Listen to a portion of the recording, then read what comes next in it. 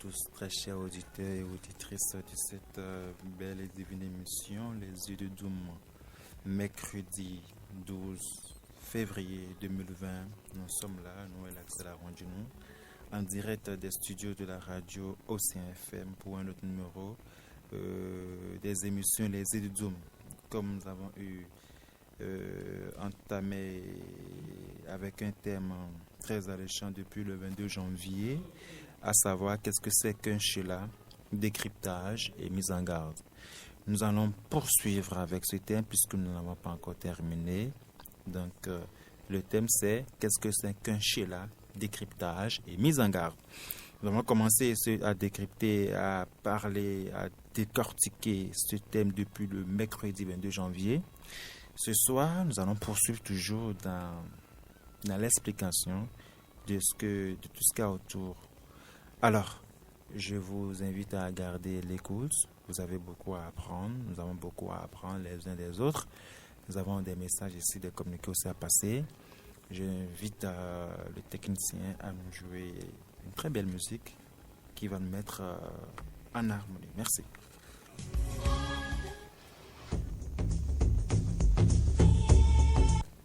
Le thème de ce soir.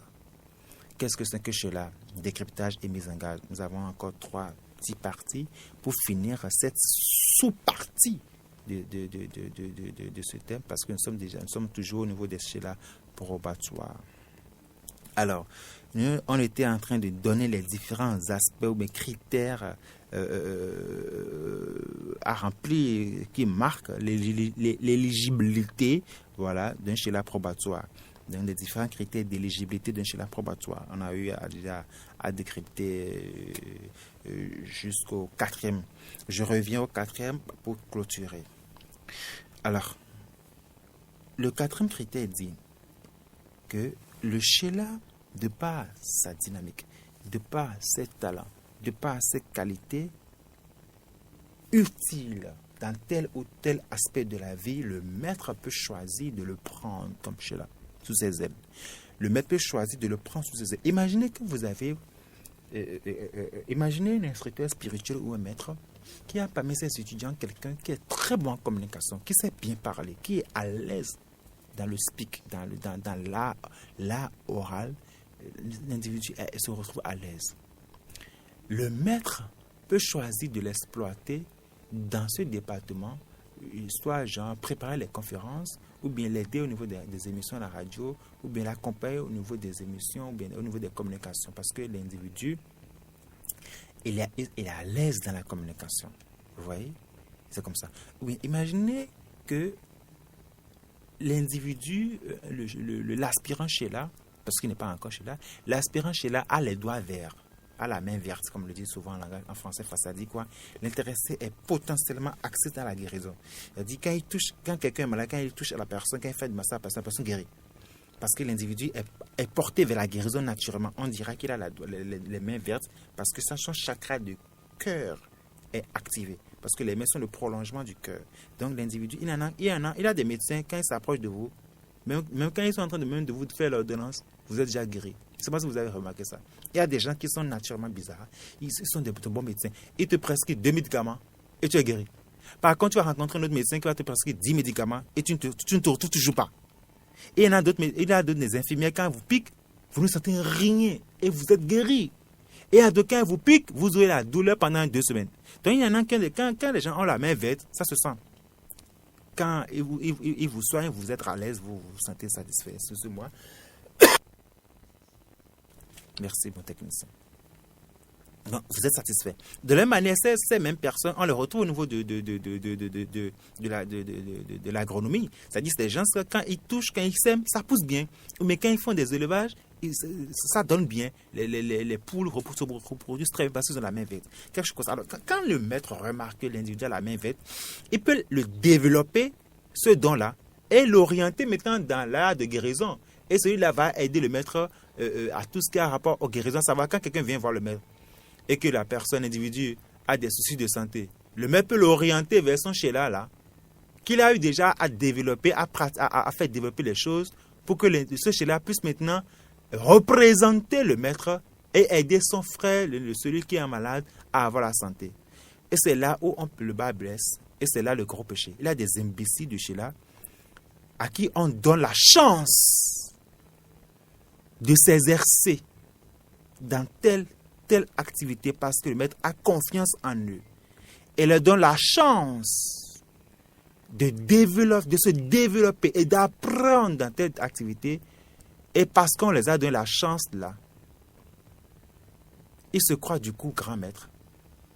Et commencent à dire partout, à Paris, à Tokyo, à Johannesburg, à Cotonou mais c'est petit, jusqu'à Tokyo, Paris, Johannesburg, New York, que eux sont déjà des grands maîtres parce que telle activité-là, ils sont passés bêtes. Et d'ailleurs que c'est le maître même qui les a transmis tous les pouvoirs et qu'ils sont même plus puissants que le maître qui les a transmis le pouvoir. Vous voyez des imbécilités? C'est-à-dire, vous apprenez quelqu'un à savoir faire peut-être les produits de désenvoûtement, ou bien à faire les travaux de fa, ou bien à faire les travaux de guérison, ou bien à bien discuter, je sais pas moi, à donner des conseils aux étudiants, parce que vous estimez que l'individu, voilà, il a ce potentiel, si on le fouette un peu, il sera meilleur. Et du coup, il se prend les grosses ailes, et il monte sur le compte du maître dehors, pour dire que bon là, lui il est fort déjà, que le maître ne connaît rien, et que c'est lui qui fait tout, et que c'est lui qui est trop intelligent, et passe pas derrière même pour court-circuiter le maître, pour mentir sur le compte du maître, etc. Et tout. Mais vous condamnez à des réincarnations de karma. Parce que vous n'enlevez en rien la maturité spirituelle du maître. Il n'a pas tort pour avoir confiance en vous et vous confier une responsabilité. Vous êtes en haute parjure. Et vous allez voir comment est-ce que les entités vont vous bouffer la vie. Et vous allez passer au conseil karmique. Et donc, dès lors que vous avez cette dynamique et le talent nécessaire, le maître peut vous envoyer dans certains endroits spécifiques pour des travaux spécifiques parce qu'il a confiance en vous. Quant à vous, de ne jamais le trahir. Si vous le trahissez, votre génération sera une génération de traîtres et sera considérée comme telle. C'est dangereux qu'un maître tel que la Salle arrive à ses fins, à ses conclusions pour dire vous serez traité comme tel dans tous les mondes interdimensionnels. Si vous trahissez un maître, quel qu'il soit, il vous a confié une parcelle de pouvoir. Vous mentez derrière pour dire il ne connaît rien. Vous passez derrière pour voir les autres pour dire non. Nous, on ne va pas faire ça. On n'est pas d'accord. Et on fait des réunions dans le dos du maître. Parce que le maître a eu tort. Vous donnez des passes de pouvoir. Il n'a pas tort de vous donner des passes de pouvoir. C'est par amour pour vous aider à vite avancer. En loge, le maître gère tout. Il ne confie rien à rien. Même le grand maître Jésus, avec ses disciples, contrôlait tout. C'est parce que le grand maître Jésus a confié, a éclaté les choses en 12, que les disciples, du coup, sont plus forts que le maître. Jamais. Ça n'a jamais été le cas. Ils sont restés soudés et fidèles au maître jusqu'au bout. Mais il n'y a que, au Bénin, il n'y a que les âmes faibles qui pensent que quand on a confiance en eux, il faut en abuser. Je vous dis, vous serez traités comme tel dans cette incarnation et à jamais. 5e niveau de critère d'éligibilité d'un Sheela, c'est le désir intense qu'a le Sheela d'acquérir plus de connaissances spirituelles de son maître et de servir son maître partout où le besoin se fait sentir. Dès lors que le désir du Sheela est aussi intense que ça et qu'il est prêt à servir le maître partout où le besoin se fera sentir, le maître, pris par amour, peut le prendre sous ses ailes et lui accorder encore d'autres formations spirituelles encore plus poussées. Parce que le désir d'un Sheela, quand ça atteint un certain pic, ça rend amoureux le maître. Amoureux de cette volonté d'avancer. Et le maître peut le reprendre et commencer à lui octroyer, à lui accorder une certaine dispensation spirituelle pour qu'il puisse être encore plus utile au maître. Parce que son amour, son désir d'apprendre, son désir de servir la hiérarchie spirituelle va le sauver. Va le sauver pourquoi? Parce que le maître, il va gagner la confiance du maître qui va l'autoriser à le suivre. Qui va l'autoriser à le suivre. Qui va l'autoriser à le suivre. Quant à lui, il n'a jamais trahi le maître. Parce que le bien et le mal, c'est toujours... Il a dit, le diable, en griffe, n'est jamais loin. Ces imbéciles qui, après, trahissent le maître, jusqu'à ce qu'ils trahissent le maître, ils ne savent pas qu'ils sont en train de trahir le maître. C'est le diable qui les tente, chaque fois. Même le grand maître Jésus aussi a vécu cette expérience dans le désert. Quand on lui a dit, écoute, saute. Il a été écrit que tes pieds ne t'auront aucune pierre et que les anges du ciel te porteront sur les ailes. C'est des langages métaphysiques de haut niveau, de haute portée. Et il a eu la réponse adéquate. Après, on lui dit, écoute, mon type, tu as fait, n'est-ce pas? Ok. Transforme cette pierre en pain. Parce que tu en as le pouvoir, le privilège, tu es un fils de Dieu. Ne meurs pas de faim. Et puis, il a eu à donner la réponse adéquate. Après, on dit, bon d'accord, bon voilà, on l'amène encore un peu plus en hauteur, sur les collines. On lui dit, écoute, vois les royaumes de ce bas monde. Je ferai de toi le grand prince et te donnerai tous les privilèges, tout l'or de cette terre, si entre-temps tu me faisais révérence. Et puis, Jésus, le grand maître, lui a donné la bonne réponse en griffe à Satan. En fait, ces trois interventions, ces trois tentatives, ces trois examens qu'a passé le grand maître Jésus, tous les initiés, tous les disciples passent cela régulièrement à côté de leur maître. Et ceux-là qui sont dans ces cas, qui seront pourchassés par des entités qui sont pires que la mort, par des entités qui sont pires que Yamaduta, parce que vous ne pouvez pas vous cacher dans la magie, puisque le maître, c'est le maître qui vous a appris la magie. Vous ne pouvez pas vous cacher dans la sorcellerie, parce que le maître est déjà sorcier, a été déjà sorcier et est sorcier avant que vous ne soyez sorcier. Il est pire que même la sorcellerie. Vous pouvez aller consulter le phare, ils vous diront que bon, il est pire que la sorcellerie. Un vrai maître authentique, un sorcier déjà naturellement, avant d'être un être de lumière. Parce qu'il ne peut pas pratiquer la lumière s'il ne connaît pas l'obscurité. C'est parce qu'il connaît bien l'obscurité et qu'il est passé maître expert dans l'obscurité qui dit bon, parce que là, c'est pas trop joli, je veux installer la lumière. Mais c'est comme ça. C'est comme ça. Il ne peut pas avoir l'électricité sans la jonction de phase et de neutrons. Donc il faut les deux. Donc plus ce maître brille intensement, plus il est noir profondément. Et c'est vrai. Ainsi donc, le principe des trois examens que le grand maître Jésus a passé dans le désert, peut-être je reviens là-dessus pour faire une émission, c'est-à-dire pour situer cela, mais c'est que les révélations que j'aurais faites sur les différents textes que le maître a passés dans le désert par le diable et les réponses du maître sont tellement si profondes en spiritualité que le peuple béninois n'est pas encore assez mieux pour apprendre, pour avoir ce genre d'informations. Donc nous allons attendre cela. Vous allez comprendre que c'est normal que certains chez-là tombent dans la bassesse et trahissent très vite le maître. Très vite le maître. Et puis se condamnent automatiquement. C'est-à-dire c'est une honte à vie. Et c'est dommage. De toute façon, on finira pas toujours par le bouffer, quoi, parce qu'il ne peut en être autrement. Justement, c'est ça qui garantit notre bouffe. Alors, le sixième point d'éligibilité, c'est ce qu'on appelle la loi de l'attraction magnétique. La loi de l'attraction magnétique. La loi de l'attraction magnétique est éclatée en trois points fondamentaux. Et il s'agit de quoi? C'est quand le Sheila, de par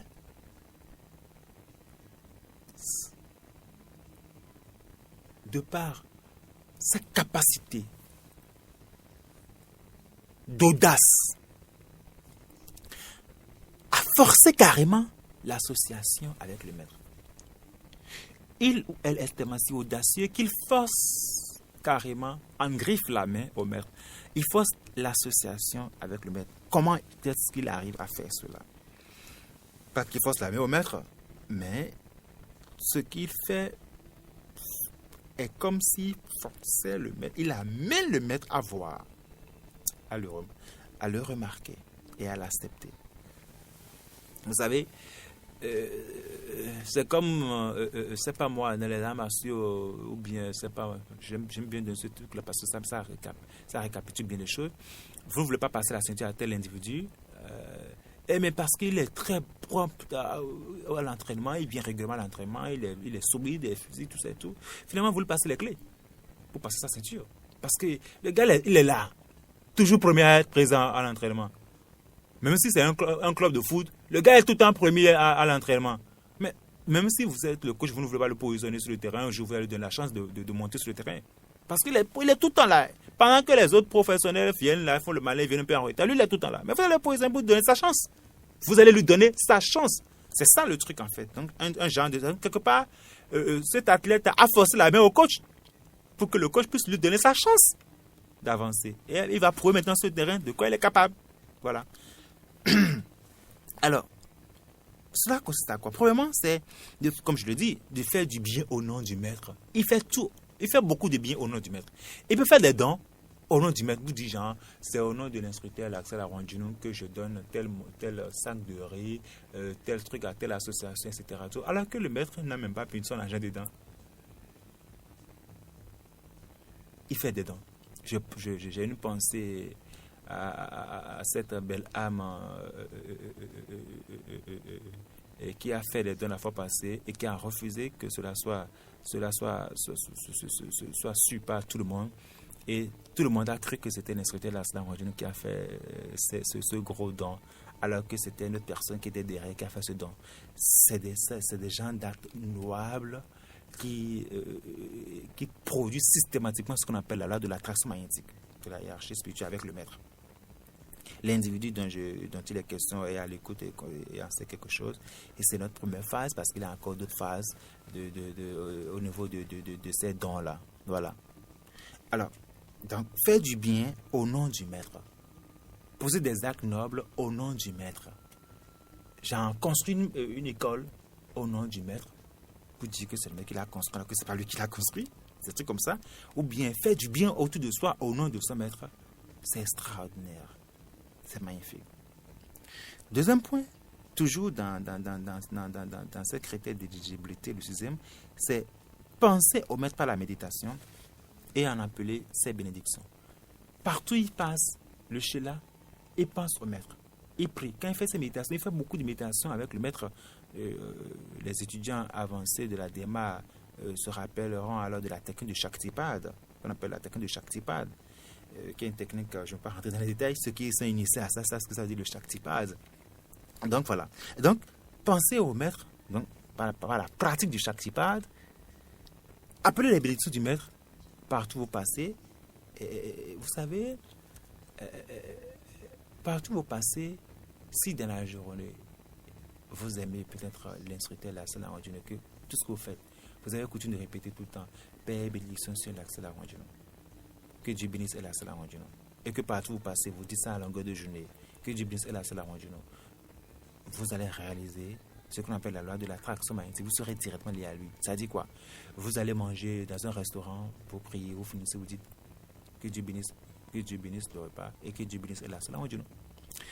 C'est quelqu'un de moines très avancés. Hein. Je ne vous demande pas de le faire nécessairement, c'est le corps vous en dit.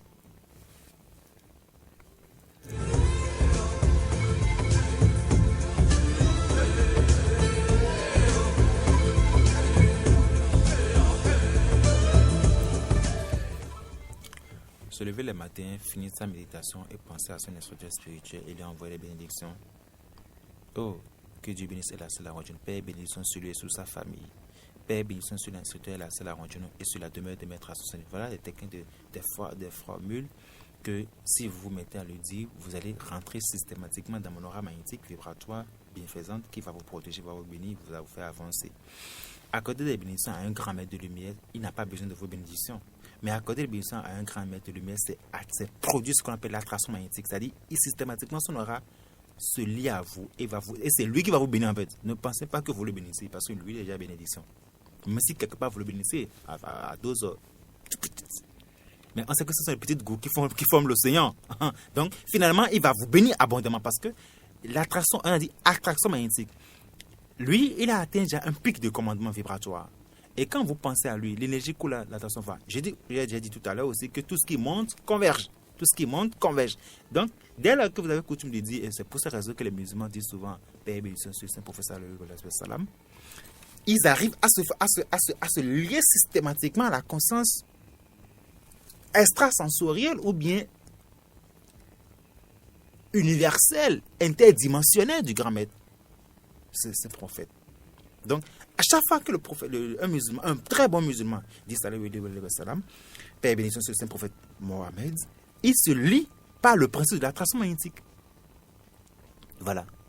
Alors, dès lors que vous connaissez une initié authentique qui vous apporte la lumière et qui ne vous réclame rien, et que vous voulez vraiment vite avancer aussi et être éligible en tant que Sheila avec lui, parce que vous pouvez être Sheila de l'instructeur physiquement, comme vous pouvez être Sheila dans le monde invisible aussi. Donc, il y a des gens qui font des expériences hors du corps, ils rencontrent l'instructeur là, ça, qui les enseigne. Ils sont des étudiants dans le monde intérieur. Voilà. C'est aussi simple que ça. Et donc, si vous vous répétez tout le temps à longueur de journée, que vous soyez au bureau, mais quand vous voulez manger, mais partout où vous passez, vous trouvez le temps de dire paix et bénédiction sur l'instructeur spirituel Axel Arondino et sur sa famille et sur la DMA. À force de répéter cela à longueur de journée, dans vos réunions, partout, et que vous le dites régulièrement, vous qui m'écoutez en ce moment, vous serez surpris de voir que vous allez commencer à faire des expériences hors du corps avec l'instructeur Axel Arondino. Vous allez jouir des bénédictions de Axel Arondino et vous serez surpris que parfois, même dans des certains travaux spirituels, on vous dira qu'il y a quelqu'un, un être de lumière, parce qu'on me distingue toujours comme ça dans une robe toute blanche, qui est tout le temps derrière vous et qui vous assiste. Ça se dit, ça se fait, c'est comme ça, c'est le principe, c'est la réponse au principe de l'attraction magnétique tel que les musulmans continuent de le faire. Par exemple, vous pouvez le faire, c'est des techniques qui sont strictement réservées aux initiés avancés. Strictement réservées. Si je le dis maintenant sur la radio, c'est votre chance. Si vous voulez, vous le faites. Si vous voulez, vous laissez. Vous êtes libre de le faire. Voilà. Alors, donc, cela amène maintenant au troisième point qu'on appelle le relais du maître. C'est quoi le relais du maître? À force de faire ce genre de techniques, vous allez toucher le relais du maître. Le relais, O-U-R-L-E-T. Au relais, O-U-R-L-E-T. Ça veut dire le champ vibratoire magnétique qui entoure le maître, c'est-à-dire l'aura. En français plus avancé, on parle de relais. C'est-à-dire, ça ne veut pas dire l'aura, quoi. Donc, vous allez toucher le relais du maître. Toucher le relais du maître, c'est toucher le vêtement spirituel du maître. Le vêtement spirituel du maître, c'est l'aura. Donc, à travers cette technique, vous allez toucher le vêtement spirituel du maître. À savoir, quand vous vous réveillez le matin, je vous dis, vous qui m'écoutez en ce moment, puisque je vous ai donné la technique, je suis en train de vous parler de ce que c'est que être un Sheila et les différents critères d'éligibilité de Sheila. C'est ce qui va beaucoup vous aider. Quand vous vous réveillez le matin, quand vous finissez vos prières, envoyez des bénédictions à l'instructeur Axel Arondino en disant que Dieu bénisse l'instructeur Axel Arondino, sa famille et ainsi que la demeure de maître ascensionné. Tout simplement, quand vous vous réveillez le matin. Avant de vous coucher le soir aussi, faites-le. Et vous allez voir qu'on sera tout le temps ensemble dans le monde invisible. Vous serez surpris de me voir tout le temps dans vos rêves.